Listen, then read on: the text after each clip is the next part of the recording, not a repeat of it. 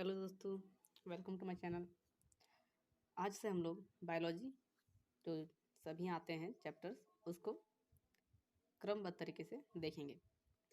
जैसे कि बायोलॉजी में कोशिका, कोशिका तंत्र, कंकाल तंत्र, पेशीय तंत्र, पाचन तंत्र, श्वसन तंत्र, परिसंचरण तंत्र, रक्त, ये सब और भी जो आपको देख रहे हैं इसके बारे में जानकारी मिलती है। हम लोग पहले देखेंगे कि बायोलॉजी होती क्या है। तो सजीवों का अध्ययन जीव विज्ञान कहलाता है।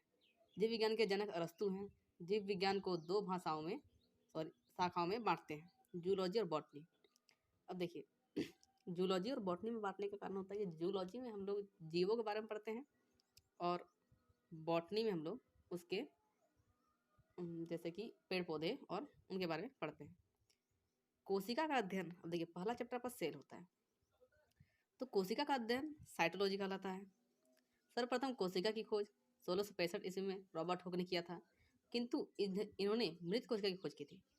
इन्हें फादर ऑफ साइटोलॉजी कहते हैं। मृत कोशिका की खोज इन्होंने की थी 1665 ईस्वी में, जब इन्होंने कॉर्क नामक पेड़ के छाल पे परीक्षण करके वहाँ पे कोष्ठक यानी कि रूम जैसे संरचना देखी थी, जिसे इन्होंने सेल कहा था। सर्वप्रथम जीवित कोशिका की खोज 1674 ईस्वी में, यानी कि इसके जस्ट 9 साल बाद एंटोनी वॉन लीवनहॉक ने किया।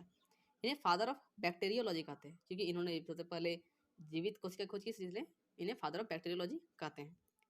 रॉबर्ट ब्राउन ने 1881 में कोशिका के अंदर केंद्रक का खोज किया था। नहीं, कोशिका की खोज तो हो चुकी थी, लेकिन केंद्रक की खोज किसी ने अभी तक नहीं की थी।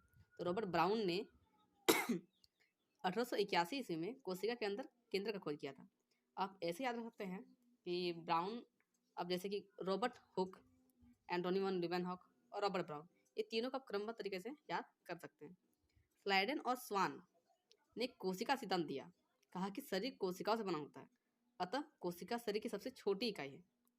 देखिए स्लाइडेन एंड स्वान, इन्होंने कोशिका के बारे में कहा था ये सबसे छोटी इकाई होती है। और हम लोग जानते हैं कि कोशिका का अगर डिफाइन भी करना होता है तो हम लोग बोलते हैं कि जीवन की मौलिक इकाई को कोशिका कहा जाता है। जो हमारे शरीर की संरचनात्मक और क्रियात्मक इकाई होती है उसे कोशिका कहा जाता है। मृत कोशिका को नेफ्रोसिस कहते हैं। सबसे छोटी कोशिका माइक्रोप्लाज्मा होती है। ये बहुत ही इंपॉर्टेंट क्वेश्चन है कि सबसे छोटी कोशिका माइक्रोप्लाज्मा होती है। सबसे बड़ी कोशिका शुतुरमुर्ग की अंडा होती है। अब देखिए शुतुरमुर्ग का जो अंडा होता है वो बहुत ही बड़ा होता है, लगभग 150 मिलीमीटर का होता है। सबसे छोटी कोशिका तंत्रिका तंत्र का स्नायु कोशिका होती है, वो हमारे अंदर होती है। जैसे कि और इसमें कुछ नोट्स दिए हुए हैं, जैसे कि तंत्रिका कोशिका में किसी भी प्रकार का विभाजन नहीं होता है। ये हमारे इसलिए देखेगा कि जब भी हमारे दिमाग में चोट लगता है तो आदमी बहुत ही जल्दी रिकवर नहीं कर पाता है, कि हमारे शरीर के सभी अंग क्षतिग्रस्त होने से ठीक हो जाते हैं, लेकिन सिर पे चोट लगने से आदमी जल्दी से या तो पागल हो जाता है, या उसकी मेमोरी लॉस हो जाती है, या फिर वो सीधे डेथ उसकी हो जाती है। सबसे तेजी से कोशिका विभाजन लीवर में होता है।